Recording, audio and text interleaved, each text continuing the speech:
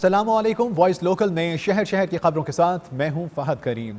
سب سے پہلے ایک افسوسناک خبر آپ سے شیئر کریں۔ ڈائریکٹر سیف سٹی اسلام آباد عبدالقدیر کی پھندہ لگی لاش گھر سے برآمد لاش پوسٹ مارٹم کے لیے بھجوا دی گئی۔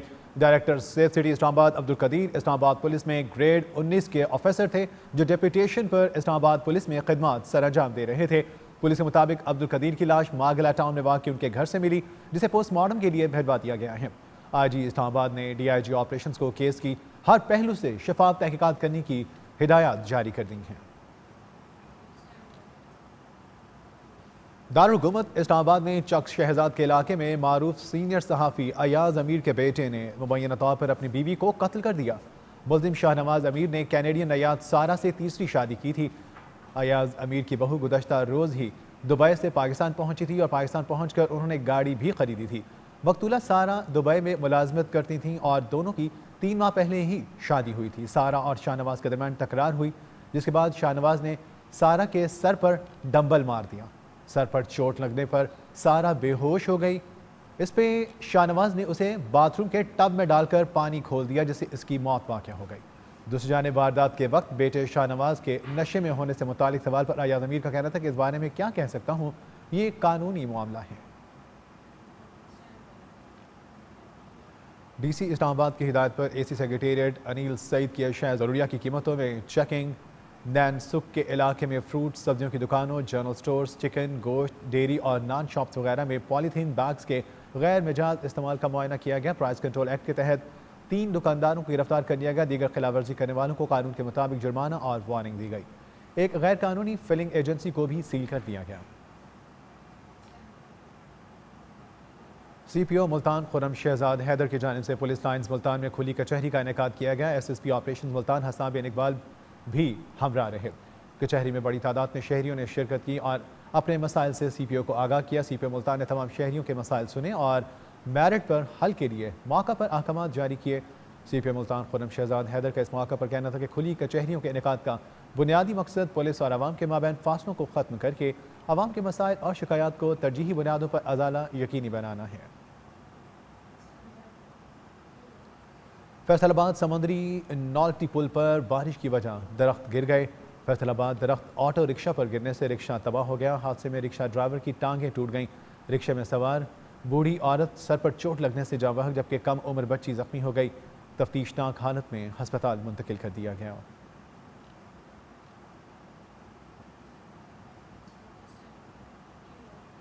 فیصل الائڈ ہسپتال کے چلڈرن وارڈ سے جعلی نوسرباز خاتون ڈاکٹر گرفتار۔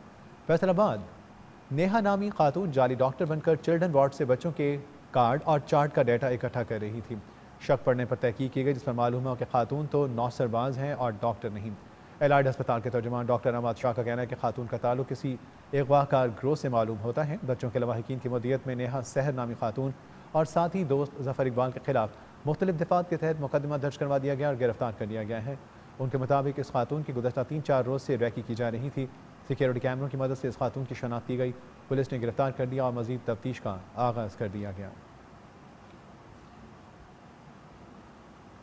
جس کی لاٹھی اس کی بھینس۔ لیا کی تحصیل کروڑ لالیسن میں بااثر افراد نے بیوہ کی زمینوں پر قبضہ کر لیا۔ خاتون سراپا احتجاج۔ لیا کے نواحی گاؤں چک نمبر 90 ٹی ڈی اے میں نمبردار سمیت اہل علاقہ نے بیوہ خاتون مختار بی بی کے حق کے لیے احتجاجی مظاہرہ کیا۔ اہل علاقہ کا کہنا تھا کہ سرکاری اسکول کے گراؤنڈ کے لیے مختص جگہ پر قبضہ واگزار کروانے کے لیے پٹواری نے بااثر افراد کے ساتھ ساز باز کر کے بیوہ خاتون کے مکان پر آپریشن کر کے 4 دیواری گرا دی۔ سرکاری نقشے کے مطابق اسکول کا گراؤنڈ جہاں ہے وہیں بنایا جائے۔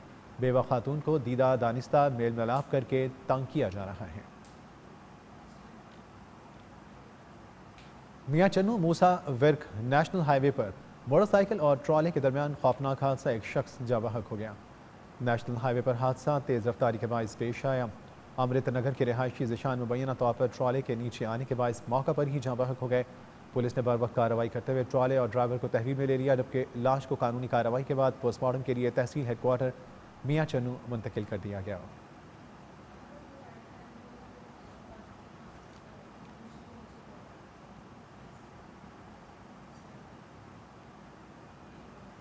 اسلام آباد ڈپٹی کمشنر عرفان میمن کی زیر صدارت ڈینگی روک تھام پرفارمنس ریویو اجلاس assistant commissioners health department MCI اور یونین کونسل سیکریٹریز نے اینٹی ڈینگی سرگرمیوں کے بارے میں بریفنگ دی۔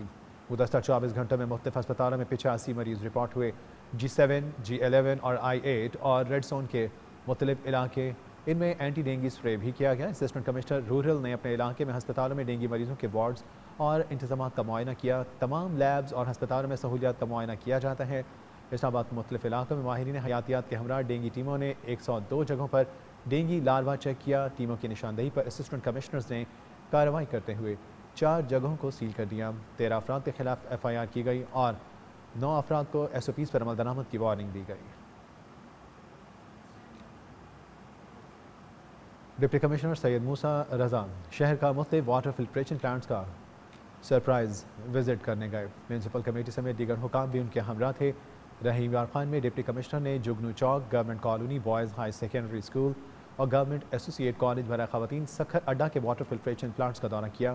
ڈپٹی کمشنر سید موسیٰ رضا نے کہا کہ تمام واٹر فلٹریشن پلانٹس میں صفائی کی صورتحال کو بہتر بنایا جائے اور رات کے اوقات میں شہریوں کی سہولت کے لیے لائٹس کا مناسب بندوبست کیا جائے۔ بروقت پلانٹس کے فلٹرز کی تبدیلی اور شہریوں کی سہولت کے لیے اوقات کار میں اضافہ کیا جائے۔ ڈپٹی کمشنر نے ڈپٹی ڈائریکٹر ڈیولپمنٹ اور ایکسین ہائی ویز کے ہمراہ نوے چک اور گیڈرواں کے چکوک میں مختلف مکمل ہونے والی نئی شاہراہات کا بھی وزٹ کیا۔ کمشنر انجینئر عامر خٹک کی صدارت میں ڈویژن کا ریونیو جائزہ اجلاس، ملکیتی انتقال، بیانیہ، آبیانہ اور واٹر ریٹ، سرکاری واجبات کی ریکوری میں تیزی۔ ملتان کمشنر عامر خٹک کا ریونیو افسران کو ریکوری اہداف حاصل کرنے کا حکم جاری۔ کمشنر عامر خٹک نے کہا کہ انسداد تجاوزات کارروائیاں تیز کر کے سرکاری اراضی واگزار کروائی جائیں۔ کرپشن برداشت نہیں، کرپٹ مافیا کو عبرت کا نشان بنا دیں گے۔ عوام کے لیے فرد ملکیت اور وراثت کے حصول کا عمل سہل بنایا جائے۔ اوورسیز پاکستانیوں کے لیے مقدمات سمیت دیگر جوڈیشل کیسز کی مکمل پیروی کی جائے اور DCs ACs ریونیو کے کیسز حل کرنے کے لیے باقاعدگی سے عدالتیں لگائی جائیں۔ عدالتوں میں کیسز کے جلد حل کے ساتھ انصاف کی فراہمی کو بھی یقینی بنایا جائے۔ ذرائع انکم ٹیکس کے نادہندگان کی جائیدادوں کو بلاک کیا جائے۔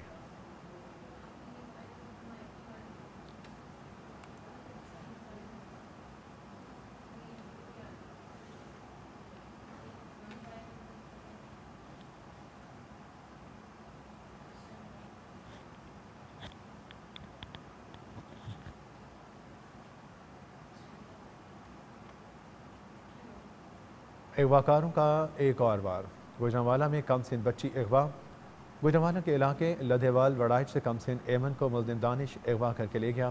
ایمن کے والد کے مطابق وہ دکان سے کھانے پینے کی اشیاء لینے گئی تو 2 افراد نے بہلا پھسلا کر اغوا کر دیا۔ جب وہ گھر سے 1 کلومیٹر دور پہنچی تو لوگوں نے شک ہونے پر ملزم کو روک لیا۔ ایمن کے شور کرنے پر اہل علاقہ نے ملزم کو پکڑ کر پولیس کے حوالے کر دیا۔ معاملے کی تحقیقات جاری ہیں۔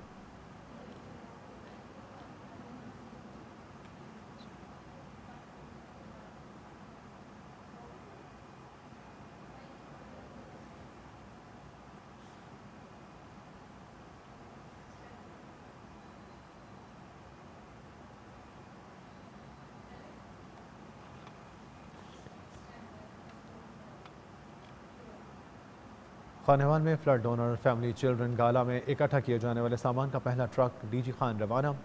سامان میں 120 ٹینٹس، کپڑے، کمبل، راشن، پانی اور دیگر ضروری سامان شامل ہے۔ ڈپٹی کمشنر عمر افتخار شیرازی نے ضلع انتظامیہ کی طرف سے سامان دا NGOs ورلڈ کے حوالے کیا۔ ڈپٹی کمشنر کا کہنا ہے کہ دا NGOs ورلڈ کے ذریعے سامان بھیجنے کا مقصد یہ ہے کہ ان کی ٹیمیں پہلے ہی وہاں کام کر رہی ہیں۔ سامان اصل متاثرین تک پہنچایا جائے گا۔ متعلقہ ضلع انتظامیہ سے رابطے کے بعد ڈیمانڈ کے مطابق سامان متاثرہ اضلاع میں بھیجوایا جا رہا ہے۔ شہر بھر کی خبروں سے فی الوقت اتنا ہی۔ مزید خبروں اور لیٹسٹ نیوز اپ ڈیٹ سے باخبر رہنے کے لیے آپ دیکھتے رہیے وائس نیوز۔